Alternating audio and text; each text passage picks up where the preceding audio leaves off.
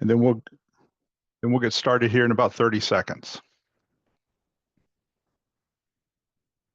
All right, I'm showing 10 o'clock. Well, good morning. It's so good to have you here. I hope things are going well for you.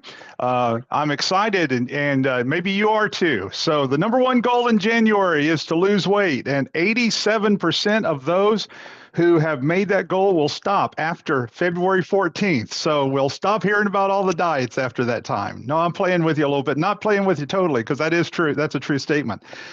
So we're starting off this year. We're going into February. We're going to be talking about emotional intelligence. And emotional intelligence, as you know, has gotten a big push since the 70s, and through the 80s, people were using it and doing it. But it's gotten a huge push with PMI, because PMI has now added emotional intelligence as part of the PMP certification. And so more and more people are starting to tap into emotional intelligence.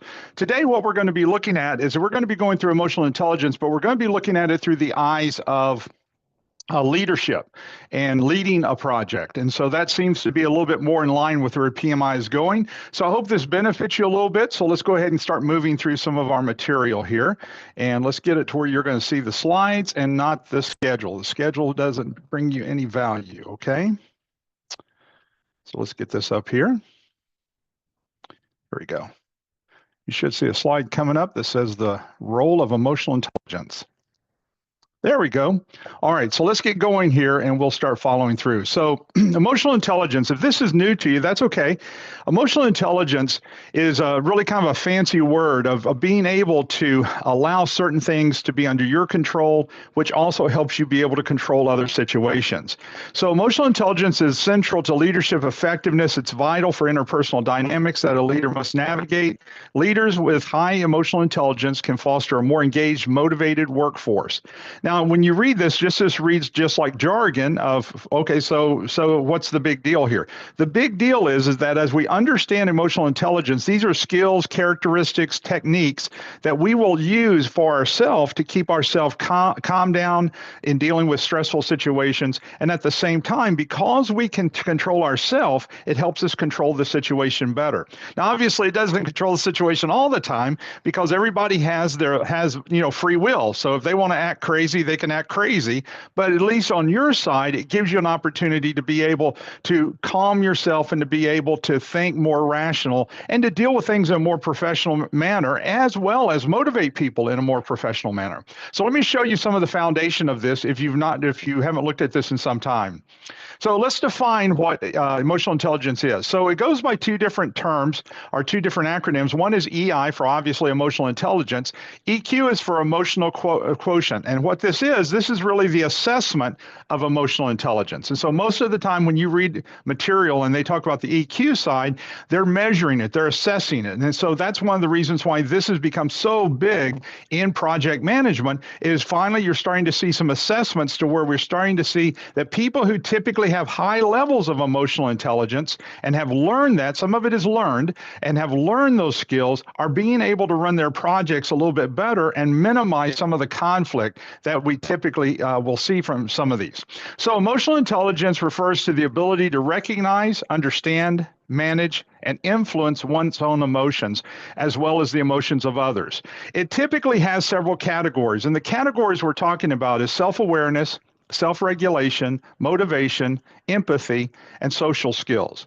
So when we're looking at this idea of emotional intelligence, what we're talking about is it's our ability, first off, for us. How can I control my emotions and be able to have self-awareness? And we're going to do a deep dive into all of these. Self-regulation, motivate myself, have empathy, and social skills to be able to handle some of the clumsy situations we get into as project managers and project leaders. Emotional quotation is typically defined as a special measurement of or scoring system of emotional intelligence. EI is the overall concept of emotional intelligence and competencies, and EQ is the scorecard associated with emotional intelligence and competencies. And many times in the writing of many of the articles, the newer articles especially, you'll see them typically have in that article EI/EQ, EI/EQ, because we're measuring some of those competencies, but at the same time, they're talking about the competency and how to make that competency better and even more effective in some situations. And that's why you'll see both of these come up. So, types of emotional intelligence methodologies. Let's take you back so that we can lay the foundation for who has actually come out with some of these ideas. So, one of the early ones was Mayer and Salvi, and so the ability-based model is really what this was called. And so, these individuals perceived, understand, manage, and regulate emotions. They looked at EI as distinct from personality traits or general intelligence, and as a skill set that can be developed. It emphasizes effective communication, interpersonal skills, and decision making. Now, Mayer and Salvi came out with this probably, I'm going to say, mid 70s, latter 70s, and it was in direct opposition to Goldman, who is another one that we're going to see in just a moment. But theirs had a different characteristics, had a lot of similarities, but different characteristics. The thing I want you to understand that most of these are methodologies look at is these can be developed. I can learn how to be able to control myself in some situations better than maybe I do right now. And so it goes back to, let me just ask it a simple way. Whatever punches your buttons typically will take us out of us being in control of our situation. If somebody can punch our buttons, then what's going to happen is that they're controlling the situation because they've gotten us mad, or they've gotten us into an argument, or into some type of contentious situation that we're not wanting to be in. And as you know, in project management, conflict is part of what you're trying to manage. So Mayer and Salvi were one of those. The other one methodology is Goldman. Goldman has had a lot of view time and interview time because his has been brought into a lot of your universities. It's called the mix model.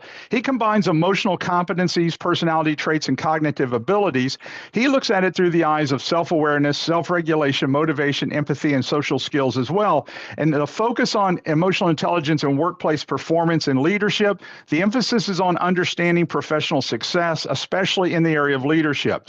Now, the reason why I think this has gotten such a big push from PMI is that from that shift that PMI has made in the last few years, where they have shifted from project management, which we have, to more where they're wanting project managers to have more leadership. And so you're more of a project leader maybe than you were a project manager. And part of that leadership is being able to deal with some of the conflict that we deal with and deal with some of these tough situations that projects deal with.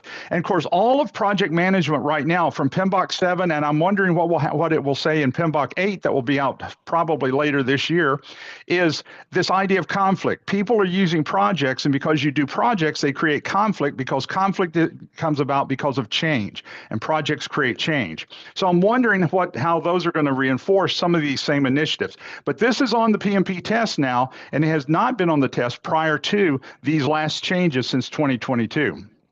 The next one I want to talk about is Parides and Fernham. This is called the trait model. These authors do not believe that it is ability-based. It is measured by using self-report questionnaires. The questionnaire shows the perceived emotional strengths and weaknesses, but they don't really believe that it's ability-based. And so this is one that takes the emotional intelligence and comes at it from a totally different mindset. This is not the dominant mindset, just so you know. Goldman and Salvi, those authors there are really the dominant. They've been around the longest with some of those models. So let's look at emotion a little bit further. Emotional regulation. It's a critical process in emotional intelligence involving the ability to monitor, evaluate, modify emotional reactions to achieve desired results. And so this is not we're changing our emotional reaction. Somebody's changing it for us. We're changing our own emotional reaction. We are choosing our next step rather than letting emotion carry it, or let anger, for an example, carry it and have us say something we don't want to say. So we control our emotions in certain situations. The process has two main strategies. One is called antecedent focus. It involves modifying or interpreting the situation before an emotional response occurs. And the other is called response focus. It involves altering the emotional response after it's been triggered. Now, let's talk about the first one. Antecedent focus means that we have already thought through about the situation we're getting ready to walk into. And so what happens is we're already calm, we're already together, and we're already have in our mind how we're going to deal with something. Now, we use this a lot of times if we know that there's going to be a conflict situation that we're walking into. We all use this. However, that's not the situation we're in a lot of times. So a lot of times we're in that response focused situation. You don't know there's a problem until all of a sudden this person comes up and boom, they just blow up. And now you're in the middle of a conflict that you didn't even know you were in. And so you actually have to learn how to do both. prepare for those that we are aware of, that's great. But we have to be able, how can I contain myself and get control of myself when we've just had that huge explosion that nobody anticipated? That's the one that a lot of times will get us. The bars on emotional quotient, EQ-I, measures EI as a composite of emotional and social competency. He uses 5 domains in his model. This model's been around since the 70s as well. And so interpersonal skills, stress management, adaptability, general mood, he brings a lot of those components together. And so each domain is broken into subscales that assess specific competencies such as emotional self-awareness, interpersonal relationships, and problem solving. But one of the big things I think that he brings to the table here is when you hook in that general mood, it kind of taps into what is going on in our life right now compared to what might be going on in our life at another time. So let me make it clear what I mean. So if I've got health, wealth, and family issues happening personally, because those are the ones that punch our buttons the most, then I might not deal with a conflict situation as good as I might if I'm not really dealing with a lot of health, wealth, and family issues. Does that make sense what I'm saying? So our general mood can make a difference. If this conflict is on top of all the other crud that's in my life and I'm just hanging on by a string, I'm probably not going to be able to separate these and think them through it as easy as possible. I might be a little more testy. I might not have as much patience. I might say more things than what I typically would if that other stuff was not health, wealth, and family issues were not going through my life. And so that's the viewpoint that I really like here because I think that's spot on. If you've ever been around that person who's blown up and you realize, okay, they're blown up, they've lost their job and they're going, they're on the verge of a divorce, and I get it. And so that general mood does make a huge difference in all of us. Now let's talk about components of emotional quotient. So the EQ side, so this is what we're looking at. I want to give you a little visual for this. So you've got self-awareness, self-regulation, motivation, empathy, and social skills. And we know those are all part of emotional intelligence, but we've got to come back to something that we're going to be able to measure. And that's the important piece. So that component of EQ is that we have to be able to measure. What's been so good is that we have had some very, very good assessments start coming out over the last 15 or 20 years where people are starting to assess these areas and give feedback. Now, no assessment is perfect, and people can skew the assessment because of what they bring to the table or their emotional reaction to even the assessment. But the thing is it allows us at least some focus to where we can start thinking, you know what? I can tell that when I'm tired, I'm not as patient. That's one of the things I know. If I'm tired and I'm really wore out to deal with a conflict situation, I can get ticked off pretty quick, and you probably can too because we haven't recharged. But if I've just come off vacation and I'm pretty relaxed and dealing with a situation and the people are listening to me while we're trying to talk through some of this stuff, I can probably handle it real well. But if I'm tired, that's what I know about myself. If I'm tired, I know I don't have as much patience, and I don't want to even hear it in some cases because I'm exhausted. I don't want to hear another thing. And so this is some of the components of EQ. Now, in self-awareness, you're recognizing one's emotion and the impact they have on behavior and decision making. Leaders can acknowledge emotional triggers and their influences. Now, many of you have heard me tell this story. When I was working on my doctorate years and years ago, I worked for St. Louis County, and I worked for St. Louis County Correctional. And so I was a correctional social worker, and I had my office down in lockup. And what was so interesting is inmates would cuss you. These were medium maximum security inmates, and so I was there 3.5 years. So they would cuss you, and it wouldn't upset me. They'd spit at me, they do all that stuff. That didn't upset me, but they'd whistle at me and they would just tick me off in the morning. And of course, what do you think happened when those inmates found out that was the trigger that ticked me off? Man, they were whistling at me all the time. And so think about how crazy that is. You could call me all these names and not upset me, but you could whistle at me and upset me. And so that was that self-awareness. And my supervisor said, the longer that bothers you, the more they're going to whistle in the morning. And so it took a little while for me to stop reacting to it, and finally it stopped. But I say that as just an example to say, it doesn't necessarily even have to make sense what it is, because it's not like necessarily the highest emotional thing is what's going to set you off. Whistling obviously is not the highest emotional thing. You'd think them cussing at me or throwing something or spitting at you would do that. None of that upset me, but whistling at me did. So that's self-awareness, being able to understand that. The other piece of this is self-regulation. managing emotions effectively to remain calm and in control during high pressure and challenging situations. Now, we've all done some of this in family situations. I mean, most of us have gone to a funeral at some time. That's a very emotional situation. And if it's a loved one, that somebody that's close, you probably will make sense. This will make sense what I'm saying. You probably regulated yourself because it was stressful. You were emotional about it. You hate that you're losing a person like that, but yet you know you've got to get through this situation. And so that self-regulation, that would be a good example of that. You're seeing people you haven't seen in a long time, a lot of hugs, a lot of sympathy, and you get it. But inside you might be thinking, I'll be glad when this day is over. Not because you don't love the person you're saying goodbye to, but because of the pressure, the stress, and you're having to put a smile on it. You're having to be together at that moment. And so that self-regulation is there. And so that's going to be an important piece. The other part is going to be building internal drives to achieve goals beyond external reward. Motivated individuals can inspire the team with optimism. Now, this is where your team is inspiring the team. And this is what's exciting. And those of you who have tapped into emotional intelligence, you've already picked up on this. You don't have to come to the team to pump them up, because what happens so many times to the teams that we keep pumping up, have you noticed they got a leak? And before you know it, they keep going back down. And here you go next week, pumping them up. And then all of a sudden, before you know it, they keep coming down. When people can pump themselves up, it is wonderful to work in those team settings. And so building those internal drives, those things where people understand about themselves, they're pumping themselves up after this starts maturing. And that's an exciting point about this. And then the other point is going to be empathy, considering the feelings, perspectives of others while fostering stronger communication and foundations of trust within a team. The idea of empathy, hopefully today we're more empathetic than we maybe have been in other years. Millennials seem to have an element of more empathy than normal, and so does Gen X. So Gen X and millennials, which are typically going to be on this call and work in a workplace at this time, they tend to be a little bit more empathetic. That doesn't remove that they still have goals to hit. It doesn't remove that they've got to follow a schedule and they've got to hit the budget and all those kind of things. But we have a tendency to try to look through those eyes of each other and realize, if I was walking in those shoes, how would I feel? Would I struggle with some of these things? And most of the time, you've got good people you're working with. And so, Gen Xers and millennials typically understand, they're pretty empathetic, but it does have a timeline on it. We still have to get things done, and we can't just close our eyes and hold hands and sing Kumbaya. You can't do that. So you've got to still move forward, but we are empathetic with people. And then the last little piece of this was social skills. Building relationships in a variety of social networks, fostering better collaboration with diverse teams and leadership.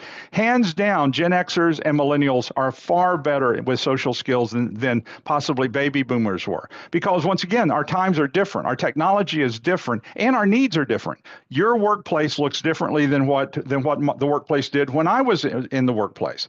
And the thing is, it needed to look different. And here's the key thing. For those of you who are not already in artificial intelligence, in 18 months, you're going to start seeing where it's being installed in many of your companies. And so now you're going to start seeing it look even different for you. And so that's going to be an exciting time, but it's going to be a conflict time for you. All right, so let's talk about the importance of EQ in leadership roles. Leaders with high EQ build solid connections for their teams. If I have high emotional qualities and high emotional intelligence qualities and abilities, then I'm pretty sure of myself. Now, I'm not talking about egomaniac and all that kind of stuff. I'm just mean I feel comfortable with what I say, and I feel comfortable in a room to where we can disagree agreeably. You're not attacking me. I'm not attacking you. I'm not freaking out because you have a different idea. We talk it through, and then we make a decision. And so that's really what it's saying. So these folks who have strong emotional intelligence skills and characteristics, they will foster open communication and trust. They can enhance the ability to manage stress. They can navigate interpersonal conflicts. They can model emotional intelligence behaviors. They can promote positive, productive work cultures. Now, these cultures does not mean that there might not be disagreements, and it doesn't mean that there might not be conflict, but they navigate it without escalating. I don't want to make it worse. And so when I deal with a situation that's a conflict, that's what I constantly go back to. How can I help? I don't want to make it worse. And that's what we're trying to do in every one of these cases with each of these. All right, so then as you look at EQ and its connection to project success metrics. So EQ links to project success metrics in several ways by directly influencing team satisfaction, improving interpersonal relationships. Now, when you first read this, you might wonder, Why is that a big deal? Why does it matter that we're directly influencing team satisfaction, improving interpersonal relationships? And here's why. If people are not satisfied working on your project with you and not satisfied working at your organization, they're going to churn. And every time you lose somebody on your team, think about the learning curve to get the other people up and going for that project. It's very, very hard to do. Increasing communication and trust within the team, which builds morale by supporting project performance, decision making, minimizing delays over misunderstandings, navigating challenges and conflicts, reducing risk to the project due to interpersonal issues. And so there's a lot of pieces of emotional intelligence, and that's why I think PMI has shifted it over to where it's now part of your PMP certification. So let's talk about building trust and resilience in project teams. Trust building behavior for a leader would be transparency and consistency, empowerment, delegation, recognition, appreciation. All of these are very common traits for somebody who has strong emotional intelligence skills. Why? Because transparency, we don't mind that people see us. We don't mind that people know what we're doing. We don't mind because, once again, you feel more comfortable in yourself. Empowerment, we don't mind empowering people. We don't mind recognizing someone else and telling them that they did a good job. None of those take away from who I am personally as a worker there. And so that trust building, that builds trust among myself, but also among my team as we talk about these. Let's talk about cultivating that psychological safety. Now, psychological safety has become a big deal in organizations, especially as your team starts making more and more decisions or becomes more self-guided. So it's the ability to perceive and regulate emotions, significantly impacts interpersonal relationships and workplace outcomes. And so what are we talking about as we start looking at a component of this? We're looking at being able to pass along decision-making to our teams. The teams that are being spoon-fed every decision, oh my gosh, they are becoming very dependent. They don't have to think because they're being spoon-fed. That is very much an old-style team. And if it's a brand new team, that's one thing. But over time, as you start shifting that team, you've got to get them away from being spoon-fed every answer to where over here they're making decisions and giving ideas and recommendations. You want your team to be able to analyze. You want your team to be able to make suggestions. You want your team to think, and that's what you're trying to do. That's the difference between an immature team and a mature team. And so emotional intelligence is going to help you, but it's going to help them as well. So cultivating that psychological safety within a team. I feel safe to say what I want to say. I feel safe to disagree agreeably, not be a jerk, but I feel safe in being able to say that. So a definition of psychological safety is going to be important for people to understand, and key practices for how do we build that in and sustain it over a long period of time. And so we're not threatened that people disagree. We're not threatened that somebody has an idea that's maybe outside the box. And so we listen to them, we talk about it, and we come up with whether or not that's going to benefit us. So definition of psychological safety. It's an atmosphere where individuals feel safe to express their fears of a project without any retaliation or punishment. So do you feel like you could say anything you need to say about that project without some type of retaliation or somebody getting upset with you? Now, if you're in those situations where the answer is no, I speak when spoken to. It's like when you were a kid, speak when spoken to. I get it, because some of those, you don't have that freedom. You don't have that flexibility. And so part of the thing that we're talking about here is that for whatever reason, that's not part of that culture. And so hopefully over time, that's going to change. Organizations that support psychological safety continue to have innovative, constructive feedback, open engagement over topics while providing high collaboration in all areas. Now, let me give you an example real quick here. So psychological safety. So as many of you know, I teach for Liberty and I teach for Walden University. I teach graduate and doctoral students in both cases, and I'm a doctoral chair for both universities. So I have to have a relationship with my doctoral candidates to where they've got psychological safety, to where I can tell them something and don't have to really beat around the bush, because as they work on their dissertation, they're needing to make their dissertation better, and I've got to be able to give them feedback, and I'm reading this stuff over and over again just like they are. And so that psychological safety has to be that I am not criticizing their paper, I'm coaching them towards success. And once we get that concept into where we're not criticizing, but coaching them towards success in a better way, it changes the entire nature. We don't look at that as a criticism. And I'll sometimes send an email to my doctoral students and say, hey, listen, I know I was real hard on the last paper. Just remember, I'm really not criticizing your paper. The concepts are good, but I'm trying to coach you to where it needs to be. And so as I've connected with my students like that, they receive it so much better, because once again, if somebody's criticizing all the time, we all have a tendency to start putting up those roadblocks. But if we're being coached and that person thinks, you know what, they're tag teaming with me towards success, it changes the whole entire nature. The other part of this is going to be key practices for building psychological safety. So psychological safety must occur in the organization's culture to build psychological safety. So we've got to be able to demonstrate it. We've got to be able to act that way. So you create open communication by inviting, supporting diverse perspectives on the topic and project from the team. So we're not scared that somebody has another idea. Not only are we not scared, we ask for those ideas and talk them through.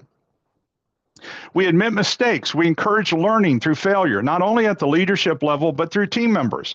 Failure is not final. Let me say it again. Failure is not final. And we all have had those things that we've had a hiccup in our project. I don't care who's on this call. None of us are the silver bullet to project management. Any of us can have projects that go south, and you have probably. So we have to understand that failure is not final. We can overcome some of these things.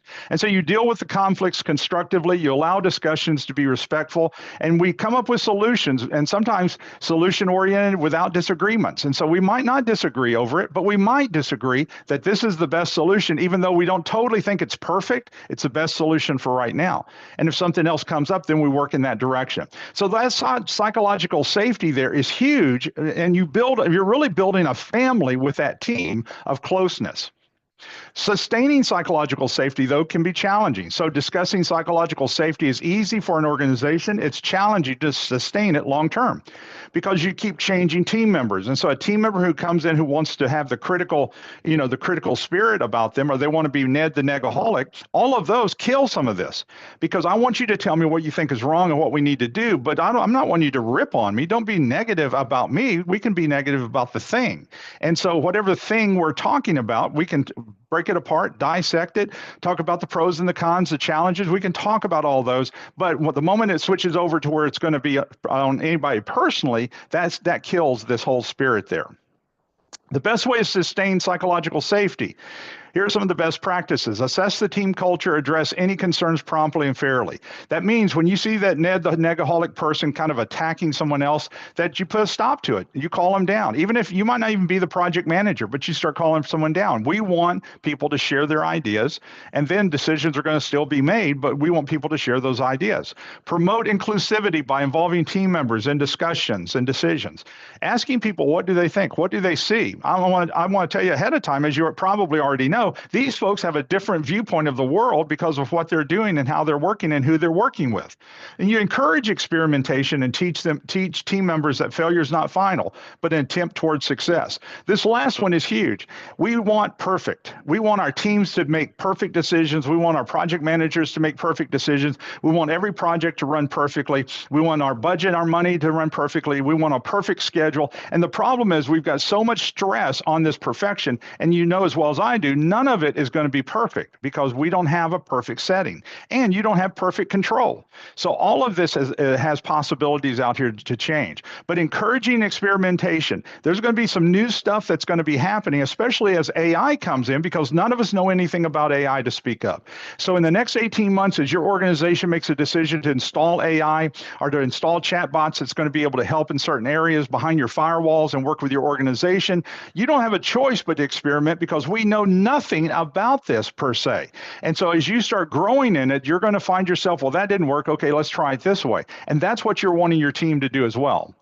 Now, let's talk about recognizing biases that influence by emotional states. We all have biases for different things. So recognizing biases influenced by emotional states. For an example, definition of emotional bias, techniques to mitigate emotional bias. We have to watch bias. You have a bias. You have a certain position. Depending on your background, depending on how you're raised, depending on your experiences. Listen, we all have a bias. And so, maybe you think you're one of those people who doesn't have any kind of bias. I'm not talking about prejudice. I'm saying bias. We have certain bias towards certain things. So when we talk about emotional bias, let's give you a definition. Emotional bias happens both consciously, but here's the one that gets us, unconsciously. Some individuals consciously understand that they fear or possess anxiety over certain situations. Unconscious bias can happen when a person is doing things they think are correct. However, due to their emotions and decisions, they see the situation through a biased eyes. And so, for an example, when we talk about this, so let me go back to my original example I gave you this morning. Working at a correctional facility, I was not scared of inmates. I was not. I have spoken a lot of penitentiaries throughout Arkansas, Texas, and even here in Missouri. And so I'd been in penitentiaries for a long time, speaking for different things, and wasn't a big deal. But there was something about that deal of them whistling at me that was punching my buttons. And so, and I mean, I'm just being transparent here. It sounds stupid because here somebody could cuss me and threaten to hurt me, and that wasn't making me afraid and upsetting me, but whistling did. So when you think about that, was that unconscious thing that was just irritating to me, and it punched my buttons. So we can have conscious bias where we know that punches our button, but the one I think we struggle with is, why is that particular unconscious piece upsetting me? Why am I upset by that particular item or statement or word that somebody says? For an example, if you have a spouse or significant other, hopefully it doesn't happen like this, but sometimes if you're in an argument with a spouse or significant other, they know how to punch your buttons. They've lived with you. They know what some of those unconscious statements are. Now, let's talk about techniques to mitigate some of this bias, okay? Several techniques team members and leaders can use. First is identifying the emotional patterns and how they influence choice. So when we start realizing emotion can make a difference on our decisions, and so it does. It can punch our buttons in a negative way, but emotions can also punch our buttons in a positive way, in a wholesome way, to be able to do that. Using a reflective type of internal question when talking with others, such as the quote, "Am I responding emotionally or am I responding logically?" Now let me just give you an example of this. When I was, we have 4 children. Many of you know that. We have 4 grown children. We have 13 grandchildren. And all of you already know that I believe this, is that having the grandchildren are far better than having the children. The grandchildren are awesome. But when I'm raising my children, and they were small, think of it, that was a logical decision, trying to raise them, trying to get them through school, trying to teach them how to be adults eventually. All those things were a logical decision. Now that I've got 13 grandkids, and grandkids are asking me about stuff, and we're going places, am I running grandkids from a logical standpoint? Typically not. I'm running it from an emotional standpoint. And so that's the reason why if you've got grandparents for your children, then you've already seen this as well. There's stuff the grandparents will let your kids do that they would have killed you over. I mean, they would have killed you. And so what happens is they're running one from an emotional standpoint and one from a logical standpoint. As a parent, you're logical. You're trying to raise it. When they break something, you think, man, how much work I had to do to buy that thing. But when you're a grandparent, you're doing it from an emotional standpoint. You've calmed down, you're further along in your age, you're a little more mellow, and you're doing it from an emotional because you don't have the kids around you. And you do that also when we start making some decisions sometimes. So for an example, asking for input from others, other unbiased team members to counter any kind of emotional blind spot, that can help us in being able to come up with better decisions. Now, the role of emotional intelligence in navigating crisis situations. Let's go a little deeper here. Developing emotional intelligence in educational settings not only benefits students, but also enhances the overall school climate. Now, we really haven't done very good, and this was Mayer and Cobb's research from back in 2000 when they were talking about educational policies, and I just thought this was an interesting piece. A lot of times we don't teach people how to deal with conflict. That doesn't seem to be a very good skill other than to walk away, and walking away is absolutely one of the ways, but sometimes you don't have the ability to walk away. When you're in leadership, you're the one that's going to have to deal with it. And that's the side I think that sometimes is a little weak, is that we haven't taught people. We teach people how to walk away, which is good. That's one area, but we haven't taught people how to be able to stay and deal with that conflict.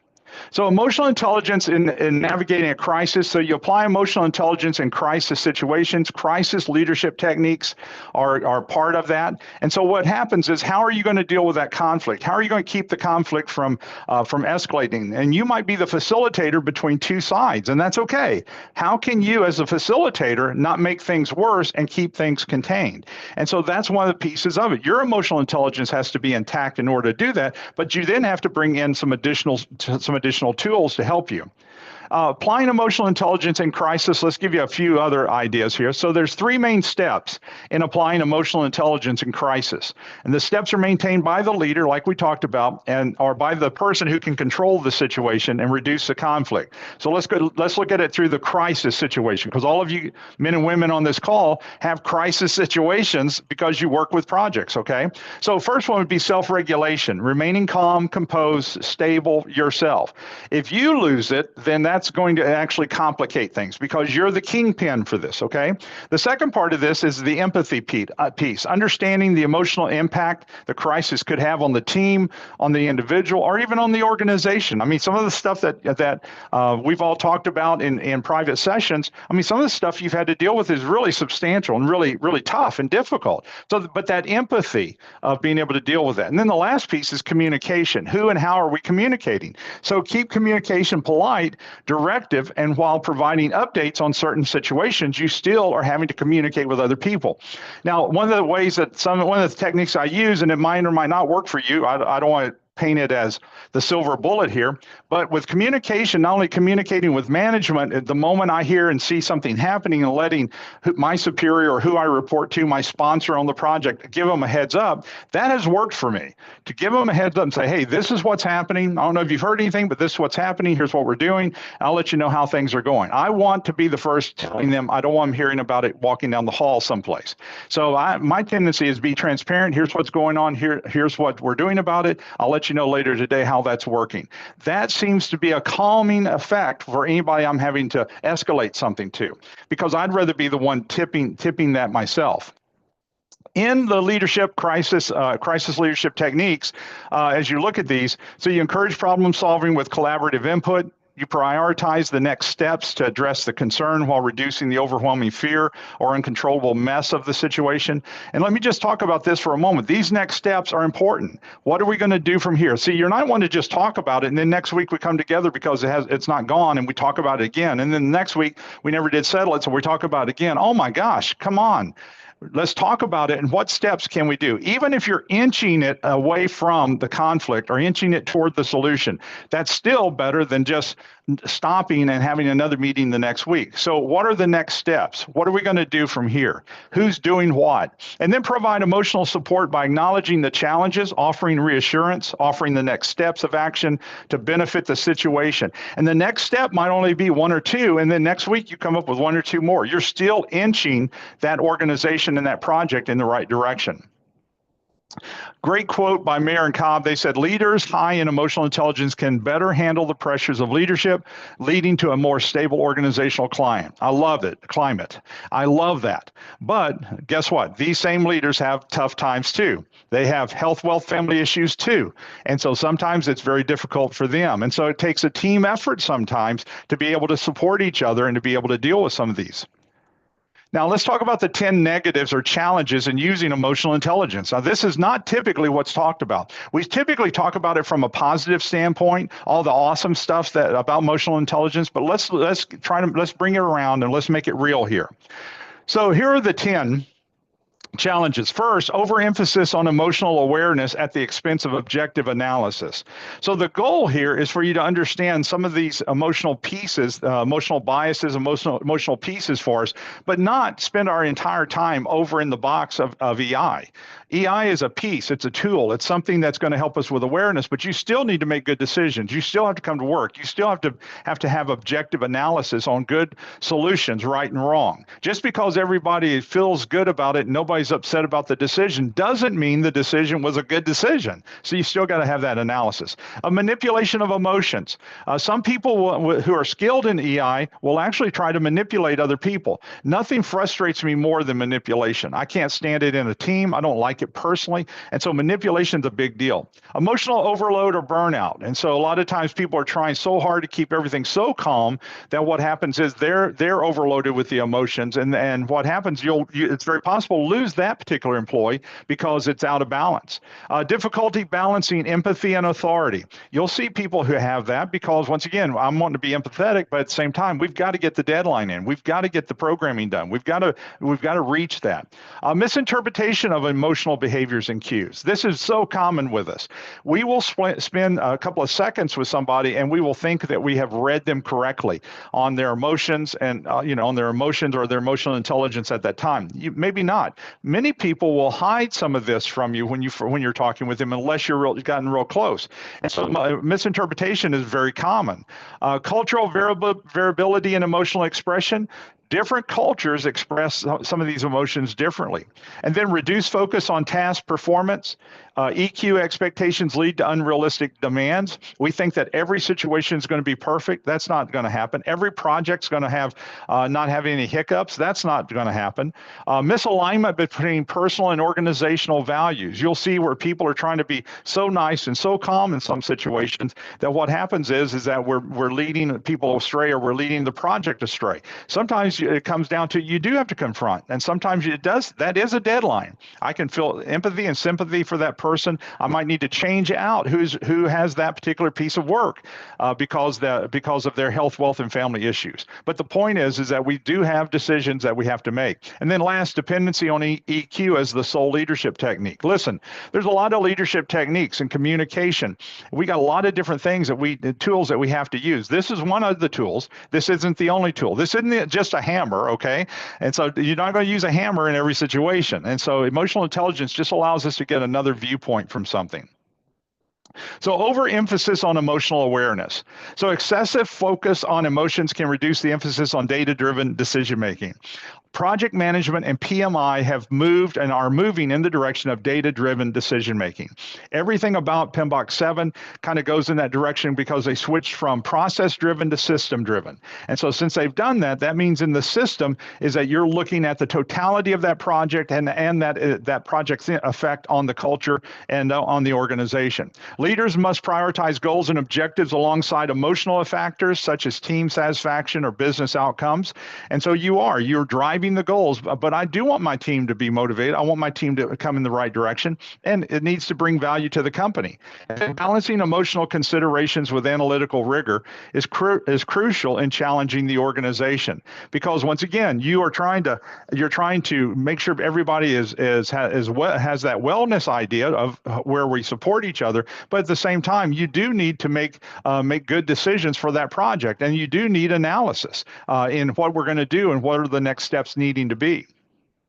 An example of this would be a leader delays talking about future layoffs or financial instability of the organization's location because it would be an emotional piece. So like, for an example, all through the early years of working, one of the things that I typically did not want to fire somebody on a Friday. If they were going to be let go, they'd be let go on Monday. And the reason was because you fire them on Friday, there's nothing they can do on Saturday and Sunday, and they can't start looking for new work until Monday. And so if I was going to fire somebody, I'd wait until they weren't just sitting around over the weekend thinking about that they lost their job. Manipulation of emotions. This is a huge deal. By balancing emotional intelligence with analysis, some people view emotional intelligence as a way to manipulate people. And you'll see this happen. These individuals are using the tools for personal gain. I don't like that, and you want to confront that situation. And so an example of this would be rigor is crucial in challenging the organization. So a leader gains support by manipulating the team members over controversial decisions or projects that typically would not have this level of fellowship from the employee. And so the person's using these tools as a manipulation. That's not what you're wanting to do. And let me just say, if that is something you do and somebody catches on, you're not going to have any kind of rapport with that individual from that point on. They're always going to look at you through critical eyes. And then emotional overload and burnout. Leadership tasked with managing the response and responding to emotions can be emotionally overwhelmed, ultimately burn them out. Leaders who use emotional intelligence might take on too much emotional responsibility for the team and the various engagements. And so you've got the cold-hearted person who's running a project who cares nothing about anybody, and then you've got the person who's too emotional who's running the project who cares about everybody and everything. And so you've got to be able to have that balance there. Overwhelming emotions and emotional engagement can lead to the burnout and a decrease in individual effectiveness. An example of this would be a manager's invest extra off time hours with the team members to ensure everyone in the work environment is happy and they get along. Leaders need to do self-care first and then work on the team and the continuity of team members. So in other words, we can't designate all of our time for everyone else, and then we burn out and are then out of balance with something else. Also, difficult balancing empathy and authority. So empathy and authority are sometimes looked at as being opposites in the corporate world, and that's what you're trying not to do, is have them be opposites. They need to complement. So overemphasizing empathy can be difficult for those in authority and can get decision-making out of balance. Excessive empathy may lead to reduced accountability and responsiveness from the team members. And so you are finding yourself having to make hard decisions, but at the same time, you're empathetic about what's going on with people and what's going on in their lives if they choose to share that. Also, leaders must balance understanding when and how to enforce the standards and demonstrating empathy. So a manager repeatedly excuses a team member who misses deadlines because of personal issues. The manager needs to be empathetic. However, the deadlines are also important for supporting the project and the project outcomes. And so there really is a balancing act there. And in this case, this might be why you end up changing the team member who's doing that particular work. So misinterpretation of emotional cues. So emotional intelligence spends a great deal of time watching the behavior and emotions of other team members. It's possible to misread those emotions and intentions. And also individuals who understand how to use emotional intelligence could misinterpret the emotional signals of team members, create conflict or misunderstandings among them. Different nationalities also demonstrate this a little bit differently, because different nationalities, when people are together, they will actually respond to each other in talking, and they will actually respond with a little different emphasis. So you have to be very careful in these situations when you're dealing with we're a worldwide industry, all of us are. And so when we're dealing with someone else, they might not fit the textbook of what you think the emotional should be in some situations. So a leader perceives a team member's silence during a meeting to be disengaged or negative about the topic. Acting on this inaccurate information may lead to unnecessary explanation, meetings, or discussions. The person maybe was quiet because they were thinking through, not because they were negative, but that gave us that perception that they were negative. Cultural variability in emotional expression. This is what we were talking about. Emotional intelligence can account for cultural differences in emotional behaviors and norms. EQ assumes universal emotional expressions are the same among many people groups. Certain cultures react differently to emotional cues, and we have to accept that. Because of this, it is possible to miscommunicate or have an unintended offense with someone with different emotional expressions. And so when this happens, we have to be so careful. Their emotions might be totally different. When I'm teaching face to face, we'll have people from all over the world in here. And so the thing is that they might misinterpret something, or I might misinterpret something of what they're doing or how they're doing it, just because that their cultural cues that I'm picking up on do not match us in North America. An example of this is in some cultures, direct emotional expressions are inappropriate. While remaining open is the primary teaching, a leader could interpret a reserved demeanor as someone judging the situation negatively or disinterested in the topic altogether, and yet that's not it at all. The person might be very, very interested, very engaged, but their outside, their behaviors, their actions on the outside, are not being expressed that way. Reduced focus on task performance. This is an overemphasis on emotional harmony.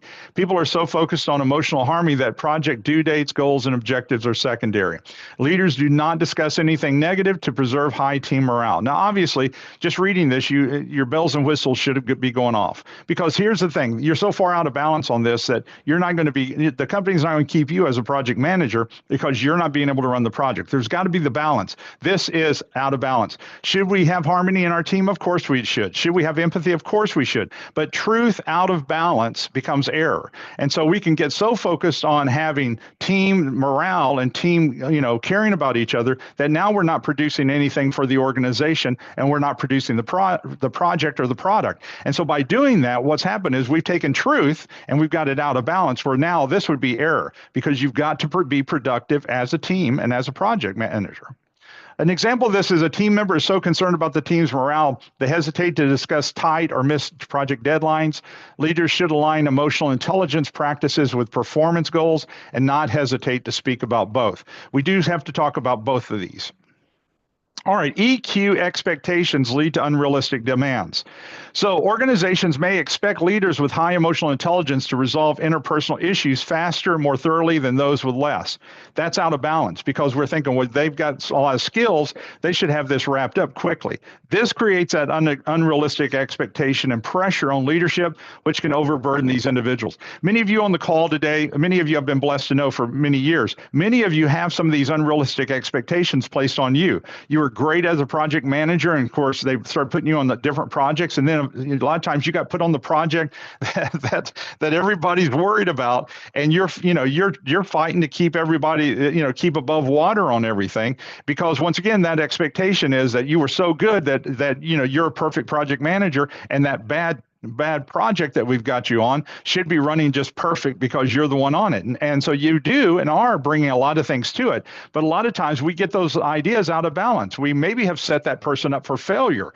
And so you hope that's not the case, but we could have set that person up for failure because we're not even being realistic on what that project should take or should have taken over time. All right, so the example would be a team experiencing terrible scope creep and missed deadlines, expecting the team leader to maintain harmony solely through using emotional intelligence techniques. Some individuals expect the team to function correctly despite dealing with the root problems associated with the project. And you're going to have hiccups. I mean, everybody on this call is would say amen to that, because that's exactly what happens. We do, even the best projects and the best teams, we still have hiccups at times. Misalignment between personal and organizational values. Emotional intelligence leaders may face internal conflict when individual values clash with organizational goals. The ability to navigate this misalignment while maintaining transparency and authenticity can be difficult. This is a challenge. Typically, if you don't agree with the organizational goals, your team member is not going to stay long term. As soon as they find someplace else to go, they will. And so it is a challenge. And that's one of the reasons why the mission, vision, direction of the organization, what they're doing, makes a difference on where a person is working. And so you want to work for an organization that you agree with what they're doing. If you don't agree, then you're always going to begrudge doing the work or putting in the extra time because you haven't bought into it. You work someplace that you agree that you've bought into their vision and mission, it's going to help be a self-motivator for you. Example of this is that a leader is responsible for implementing an unpopular cost-cutting measure and may feel this will hurt employees in the internal cultural environment. So this misalignment could lead to decision-making paralysis, dissatisfaction, or a change in the values that each team member currently supports. And so what happens, it's a bad decision and we don't like it, we keep putting it off. It could be making everything worse the longer we continue to put that off. And so that's a little bit of the challenge here, where a decision's made that we can't really support. And so we don't like that. Dependency on EQ as the sole leadership technique. I go back to this because some folks have just become emotional intelligence evangelists. They have started spreading the idea that this is the silver bullet to everything. Emotional intelligence is good, but there's no such thing as a silver bullet to everything. There are places that emotional intelligence will be difficult to use because of the culture, because of the background, because of the employees, and because of failed projects in the past. They don't trust anything. And some of you have been using this for years, whether you knew you were using it or not, I don't know, but you were using it. So EQ is a tool, but not an absolute evaluator when choosing a leadership technique. It enhances interpersonal effectiveness and self-awareness, but does not objectively evaluate a person's abilities or even their outcomes. We constantly find ourselves having to do that, and we do that through the analysis and other management techniques. Example of this would be a team leader facing a conflict between two team members. The leader uses EQ skills to recognize the emotional states of both individuals, demonstrates empathy, creates a safe environment for communication. By employing active listening and emotional regulation, the leader helps facilitate a productive dialogue that leads to a resolution.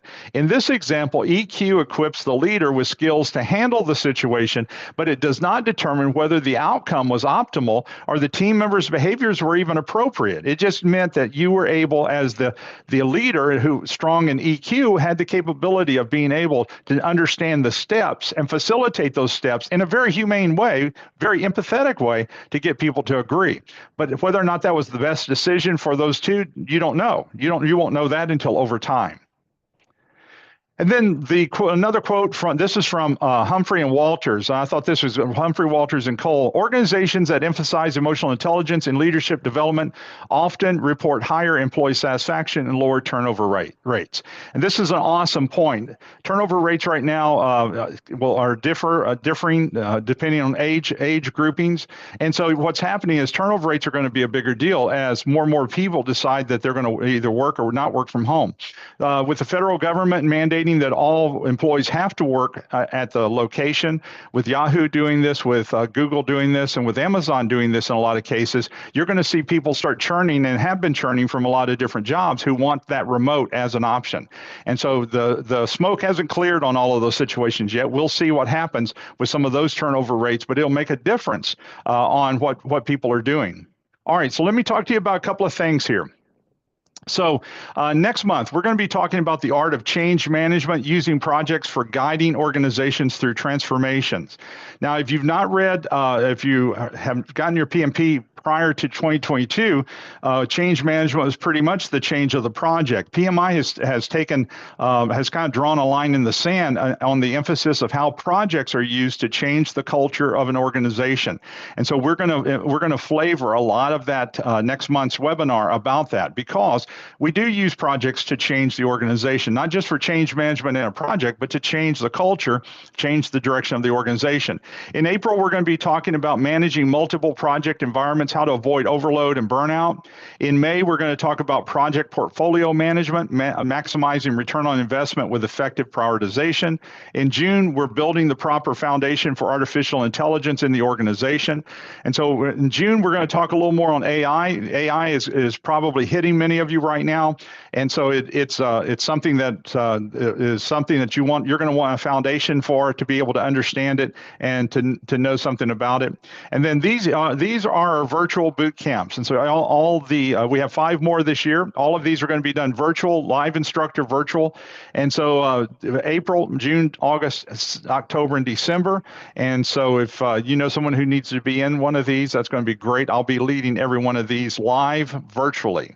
And then contact information. If you need to make contact with me, this is our 800 number, and this is our website here at the Mathis Group. And I just want to tell you how much I appreciate you guys being willing to come every month and be part of our webinar series, because it really makes a huge difference every month. I know I'm going to have a really nice crowd of people here, and that it's going to be a group of people who care about the topics that we're talking about. And so I really appreciate that. And so for an example, right now we have 67 people who are on our webinar right now live, and then this will go out and there'll be several hundred who will watch this by link. And so let me thank you so much for being here and for doing this.